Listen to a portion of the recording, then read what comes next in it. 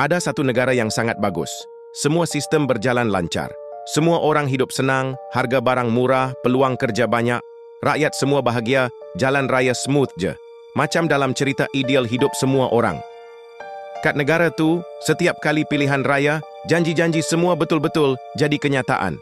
Projek besar siap tepat pada masa, infrastruktur canggih. Tak ada jalan berlubang. Semua orang senang, gaji naik, tak ada yang susah. Semua orang dapat apa yang mereka patut. Macam magic je. Sistem pendidikan dan kesihatan pun tip-top. Tak ada lagi hospital sesak. Semua orang dapat pendidikan percuma yang berkualiti.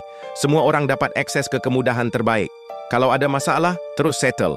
Macam semua kerja dengan jari snap je. Tapi, negara ni sebenarnya bukan realiti. Cuma negara mimpi je. Negara korang macam mana? Janji-janji manis tu ada lagi ke? Atau dah hilang macam duit shilling jatuh dalam longkang? Jalan licin macam dalam iklan? Atau penuh dengan lubang? Korang rasa yang duduk kat kerusi tu tengah tidur nyenyak kat hotel berapa bintang kat luar negara? Atau dah beli aset luar negara senyap-senyap?